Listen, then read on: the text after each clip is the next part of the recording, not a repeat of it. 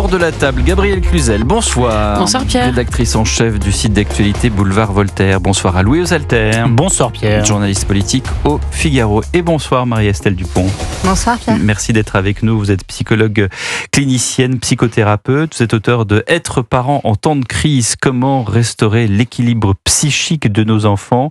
C'est chez Guy Trédaniel, éditeur. Ça a été sorti en 2023, on peut se le procurer. Avant de parler de Louise, de cette affaire qui nous concerne et dont on essaye d'avoir les explications alors que le procureur a donné des détails tout à l'heure qui en disent long.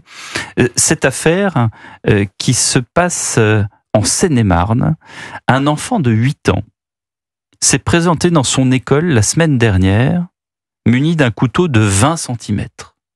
On n'a pas d'explication pour l'instant, le couteau a été confisqué, on a entendu dans le journal de 20h le maire de la ville qui, dans cette petite bourgade, se retrouvait dans le centre de la cour de récréation et qui a pu donc...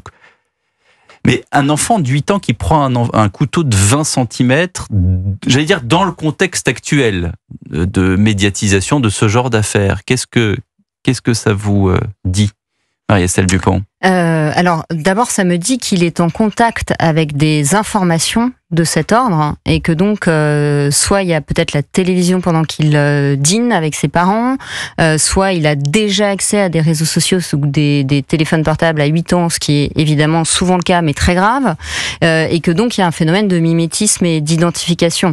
Ce qui est très préoccupant, c'est que, alors je l'avais dit il y a 4-5 ans dans le Figaro, j'avais dit on va avoir des jeunes, de plus en plus violents et ou de plus en plus dépressifs.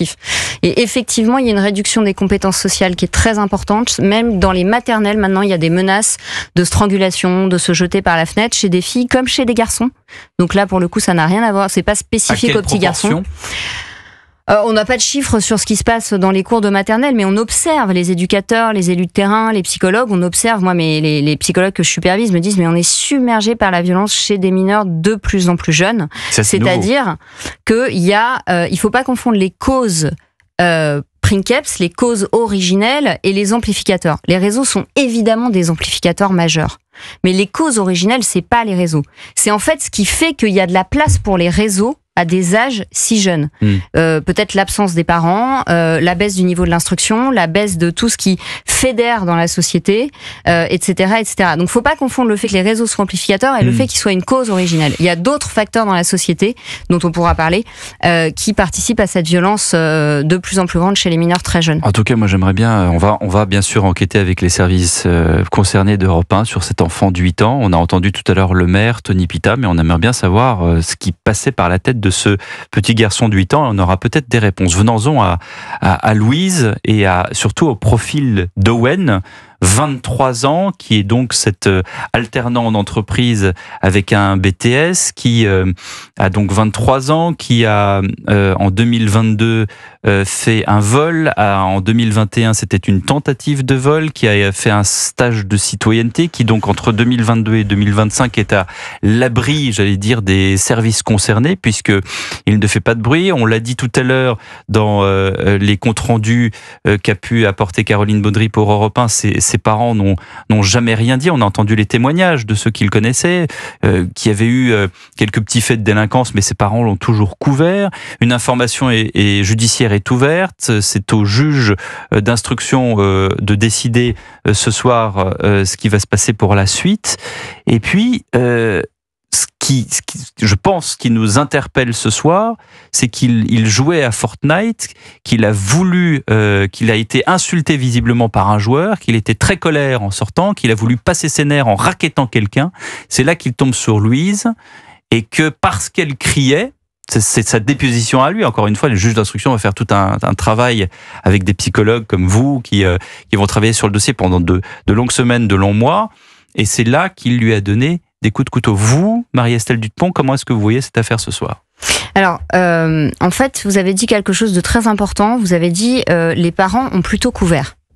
Et alors c'est plus un mineur, mais chez les jeunes et les mineurs très violents, il y a en général 2 contextes familiaux possibles. Le premier, auquel on peut penser d'ailleurs pour cet enfant de 8 ans, c'est l'enfant assiste à une très grande violence notamment du père sur la mère. Il est impuissant à la maison, il voit sa mère se faire frapper et donc il sort, il répète ce qu'il voit parce qu'il a les images traumatiques dans la tête.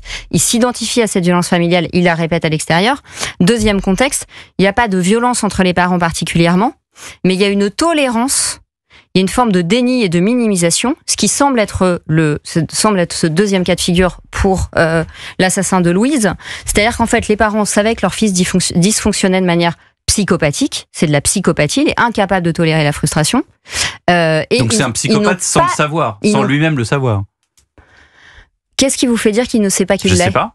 Peut-être qu'il sait qu'il l'est, parce qu'il semble avoir extrêmement bien construit son discours, et donc il faudrait pas qu'il y ait l'excuse de il n'était pas conscient, etc. Il a très bien construit son discours en disant oui, mais en fait je voulais la racketter, etc., etc. Ça, c'est typique de la construction manipulatoire du discours d'un psychopathe dans l'après-coup. Le psychopathe n'arrive pas à gérer sa frustration. Il est impulsif. Vous le contrariez, il va tuer. Vous lui dites que vous avez plus de stylo bleu, il est capable de vous frapper à la tête au sang. D'accord ? Et après coup, il va rationaliser. Donc il a dit je voulais la racketter. Probablement pas en fait. Il avait besoin d'en découdre. Il avait besoin d'expulser cette violence qu'il ne pouvait pas contenir par des mécanismes comme vous et moi, qui tolérons de la frustration en intellectualisant, en rigolant, en sublimant, en peignant, en faisant de la musique. Lui, il a besoin de passer à l'acte. Donc il sort et il dit je vais en découdre. Voilà, je vais expulser, c'est intolérable. On s'est foutu de moi parce que j'ai perdu ma partie, donc je vais faire du mal à quelqu'un. Et il y a une jouissance sadique chez le psychopathe. Quand il fait mal, il jouit. C'est terrible ce que vous dites, Marie-Estelle. Ça explique l'absence totale d'empathie. C'est le corollaire de l'absence d'empathie. Imaginons que vous êtes mécontent et que vous en venez avec votre frère à vous disputer, à taper. Au moment où votre frère dit aïe, il y a un mécanisme qui s'appelle l'empathie qui fait que vous arrêtez.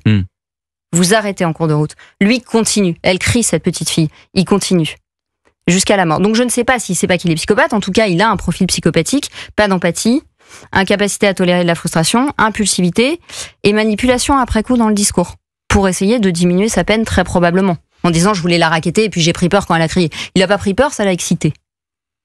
C'est ça la réalité d'un psychopathe. Ça l'excite. Question de Gabriel ou de Louis. Gabriel Cluzel.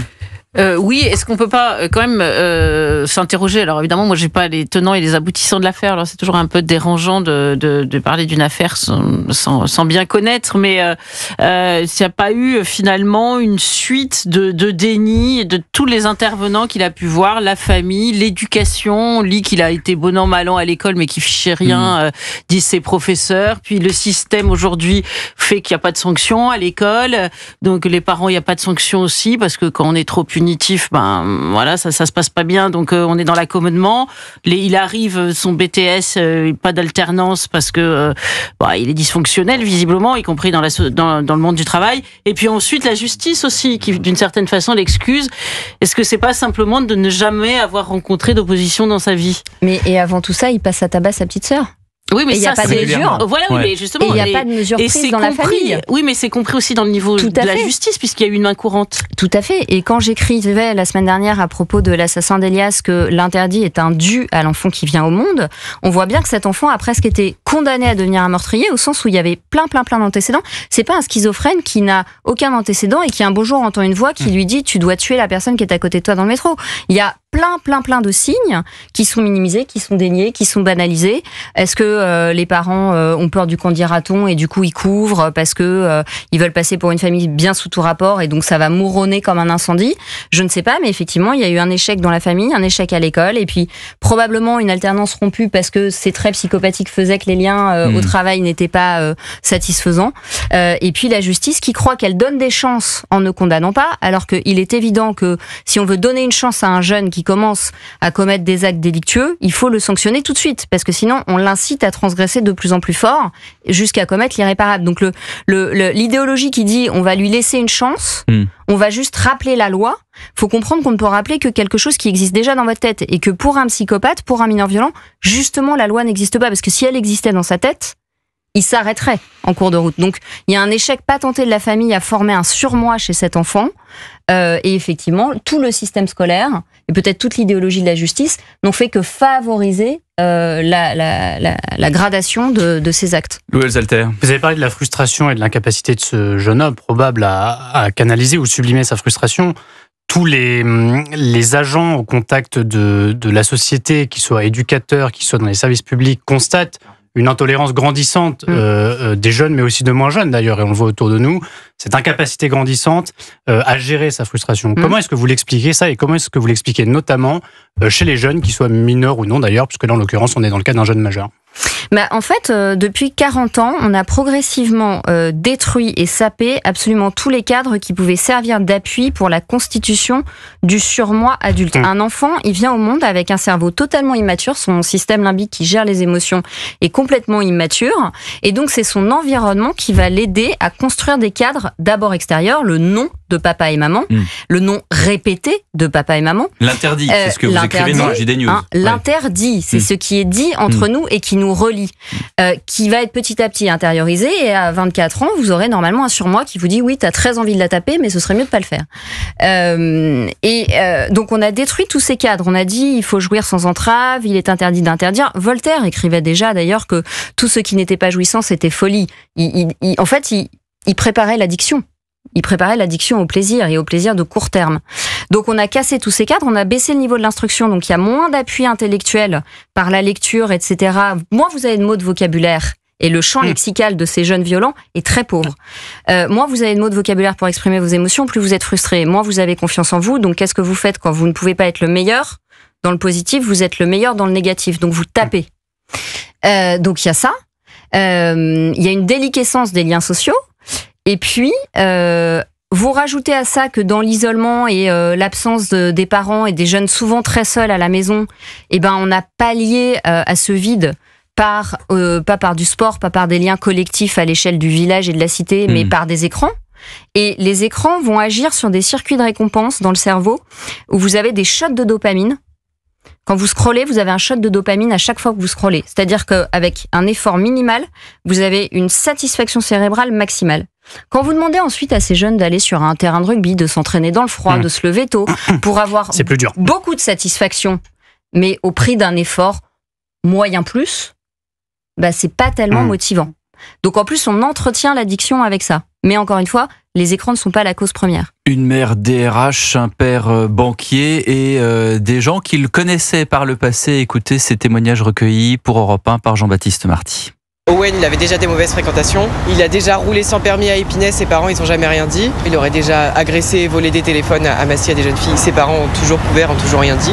Voilà, ses parents ont couvert. Donc il y a d'abord un échec de l'éducation. Les parents ne se sont pas responsabilisés. Et c'est ce qu'on disait tout à l'heure en première heure avec Catherine, c'est-à-dire qu'on a beau essayer de trouver des trous dans la raquette dans le système judiciaire, scolaire, etc. Mais bien sûr, on se fait en première attention les parents. Voilà. Et là, évidemment, on n'a pas les tenants, les aboutissants, mais c'est le travail du juge d'instruction maintenant qui, pendant des semaines, va, j'imagine, aussi auditionner les parents pour savoir dans quel environnement il a grandi. On a effectivement d'autres témoignages. Ça se voit petit, un enfant qui n'a pas d'empathie, hein. Parce que les psychopathes, c'est 1% de la population. Donc un enfant, naturellement, vers 1 an et demi, 2 ans, il a déjà des gestes empathiques. Si quelqu'un fait tomber son stylo, il lui ramasse, il lui donne. Et après, l'éducation va développer cette empathie chez l'enfant. Ça se travaille. C'est-à-dire c'est présent à l'état inné. Mais s'il y a de la violence à la maison, elle s'éteint. S'il y a un environnement qui favorise et qui récompense l'empathie, elle se développe. Donc ils ont dû voir déjà par les violences qu'il commettait sur sa sœur qu'il y avait un problème. Ils n'ont pas mis en place ce dont il avait besoin en termes de présence adulte, d'encadrement, de sport, d'effort, peut-être d'internat. Il fallait mettre en place des mesures très encadrantes avec cet enfant, ce qu'ils n'ont pas. Et alors évidemment, ces enfants-là, interdit catégorique d'avoir accès à des écrans et à des jeux, parce que comme les jeux renforce les circuits cérébraux. Et on n'a pas beaucoup parlé de ça. Fortnite, par exemple. Le lobe frontal qui est impliqué dans le contrôle de l'impulsivité, justement, les jeux vidéo modulent en fait les structures cérébrales. Et ils vont renforcer le passage à l'acte et ils vont diminuer le contrôle de l'impulsivité. Donc, une fois qu'ils sont dehors, déjà, ils distinguent plus trop l'imaginaire et le réel. Hein. En déposition, vous avez des mineurs violents. Dans le jeu vidéo, quand on sort. Vous avez des jeunes violents en déposition qui vous disent, en parlant de quelqu'un qu'ils ont tué, donc qui est à l'état de cadavre, ça lui apprendra. Donc ça veut dire que pour eux, il n'y a plus de frontière entre la vie et la mort. Ça lui apprendra pas, puisque cette personne n'est plus en état d'apprendre. Donc, donc il faut évidemment interdire à ces structures-là les jeux vidéo et les écrans. Oui, c'est ce que vous dites dans l'article dans le JD News. Elle a pris cher, je ne dirais pas l'insulte, ça lui apprendra. Phrase entendue chez des mineurs pendant des dépositions. Parfois, à l'égard de cadavres, ça prouve une indifférenciation entre la vie et la mort. Entre la vie et la mort. Et chez les psychopathes, la vie n'a absolument aucune valeur. Donc ce qui vous paraît évident, ça n'existe pas dans leur tête. Moi, ce que je trouve peut-être le moins compréhensible dans cette affaire, mais on en saura sans doute plus après, c'est que la sœur avait déposé plainte et déposé une main courante et ils vivaient néanmoins sous le même toit, ça, c'est comme les une parents. famille à peu près Ça, il ordinaire. faudra le savoir. Merci beaucoup. Je crois qu'il y a un déni du mal, globalement. On veut pas voir le mal. Marie-Estelle Dupont, merci beaucoup d'avoir été avec nous. Demain, Culture Média avec Thomas Hill, les invités Pierre Garnier, nommé 2 fois aux Victoires de la musique, et David Fuenquinos pour son nouveau roman Tout le monde aime Clara. Tout de suite sur Europe.